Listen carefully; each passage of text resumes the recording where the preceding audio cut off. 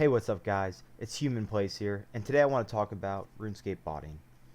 Now, I used to bot RuneScape, and I did it for profit. Um, at first, when I was a child, I did it, just to help out my account and get gold in the game. But my more recent RuneScape botting has been solely for profit. And as you see in this video right here, I'm using Tribot, and I'm running a script that was publicly released by one of the coders on Tribot, and it's just a client starter that makes it a lot more easy to log in your bots and start what script you want them to start and use what IP you want them to use.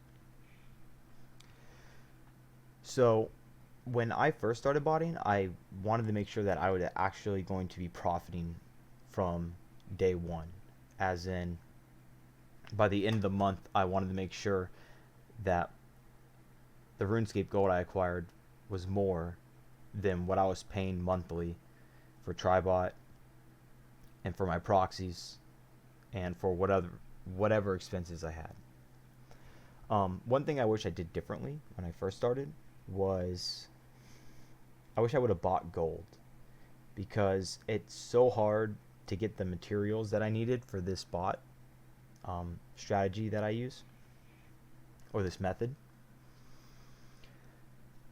And it just would have made things a lot quicker in the beginning, because it took me a long time to acquire enough gold to do this efficiently and to do it on a large scale, because you can't just buy everything you need, and I didn't want to run bots to acquire the materials, so I had to have multiple accounts buying multiple materials, and I had to have enough money to do that, along with distributing that money to them and then distributing the materials back without risking those accounts. Now, I never had a problem with just trading stuff over, but I always had different levels. Like, I would trade all the bots to one character, and then I would sell it, take the gold, and distribute that out to multiple mules.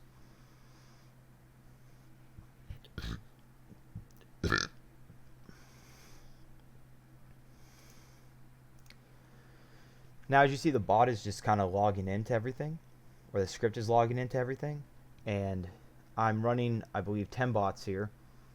And there was a couple mistakes. I always check the bots before I start them. I'm running Beg's cooking script on Tribot, which is a free script. And the reason I'm using that is because it supports arguments. Now, arguments allow me to tell the script what I want it to do without going into a graphical user interface and selecting the settings through there. And Tribot supports that, and that's one of the reasons why I use Tribot, along with the reason that it's just so secure, or at least I feel it is. I feel like I don't get that many bans on Tribot as I did with other clients. So I'm just checking up on the bots, making sure things are right. I messed up on a couple bots where I didn't deposit the materials into my bank first. So I just check on those, make sure everything's good. And as you see here, I'm making pizzas. Now, the reason pizzas are such a good method that I found is it's not a high requirement to be able to make them. Having such a low requirement is important because accounts get banned all the time. That's not to say that your accounts are always going to get banned, but most of your accounts are going to be banned all the time until they get to a point where Jagex system doesn't think it's a bot anymore. And the best way to do this is to have a lot of accounts and rotate them out. Don't just keep using the same bot every day. Here is an account with 92 cooking, and I'm going to go through a couple of my accounts that I have that I used. What I did with this account is, once it got to level probably around 85, I stopped making pizzas and I started making anchovy pizzas instead. With the anchovies I trained with my lower level accounts. As you can see, this one has 95 cooking. I've sold a lot of 99 cooking accounts back in the day, and these are just sort of the ones I have left over. Here we got another 93 or 92. You know, one of the most important things that I felt was I needed to keep my costs low, and I needed to be able to make enough money every single day that at the end of the month I was profitable. So I kept my costs low by using services that were cheap, and I'll explain that later in this video. But to be able to make the profit was really important. The method you use is important. It needs to be low requirements if it's going to be FTP. Free to play is not a very good way to make money, but I made it work for me. I made it work without too much trouble, too much hassle. As you can see in these videos, these are different accounts with their lower levels, and they're at Alcarad because that's where I had them working. You'll see they all have different outfits on, but mostly the same, just to switch it up a little bit, make them less likely to be banned. And it's just so important that you look at it. If you're going to be gold farming for gold or for profit like I was, then you have to make sure you're going to reach those goals. If you should be reaching your goal by the first month, you should be profitable. You should have done the math and worked it out and figured out what you were going to do before you jumped into it. So you should make sure you plan what you want to do if you really want to get in to doing something like this. It's not easy. It's super hard, and it takes a lot of time. It takes some planning. On this account, you can see that the bot messed up and had 2 pizzas. Put them together real quick, and two half pizzas I had that I must have accidentally eaten with the bot.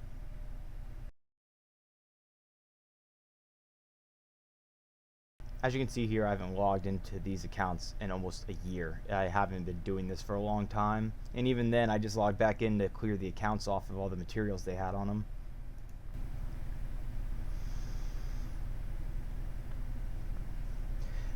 Here you can see me selling all the materials, just cashing out just some stuff I had left over that was left on my old accounts, and just collected it all in and sold it.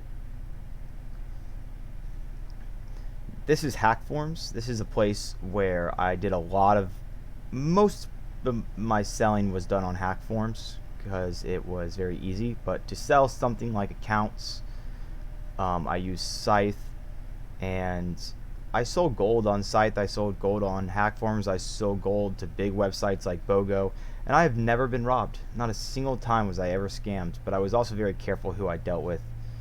And you should be very careful who you deal with too. Don't do a deal that seems too good or too big of a deal at one time. I don't really use middlemen. That's just adding an extra guy to steal from you, in my opinion. So what I did for proxies was I used IP Vanish service, and it's a VPN service, but the best thing about this is it comes with a SOCKS 5 proxy that rotates. It rotates out and goes through all these IPs that they own, so every time you're connecting with the new connection, you're getting the new IP. And it's SOCKS 5, so it works with the bots. So it's basically $10 a month for all the proxies you need for your farm. NordVPN also provides this service. I have not personally used them, but I've heard some pretty good things about them. But yeah, I've mostly stuck with IP Vanish. One of the first things you're going to want to figure out is Tutorial Island, or what you're going to do to get accounts to bot on if you're going to be suicide farming, because bans are just out of hand. They're very good about detecting bots. If you think you're gonna bot and you're not gonna get banned, then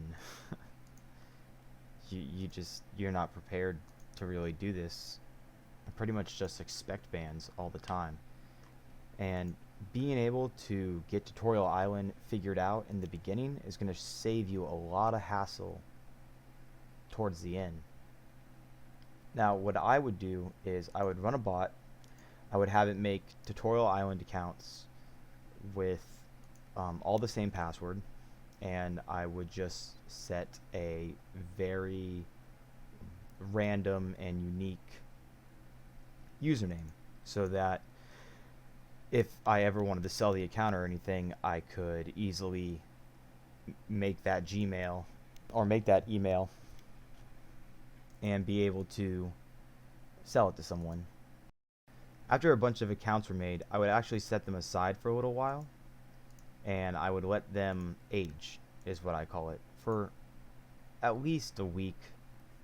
But normally it was more like a month or so before I got to them, because I was just making so many accounts that I was just making more accounts than I was having banned at the time. So once the accounts were done with Tutorial Island and they were done aging, I would log into them and I would immediately start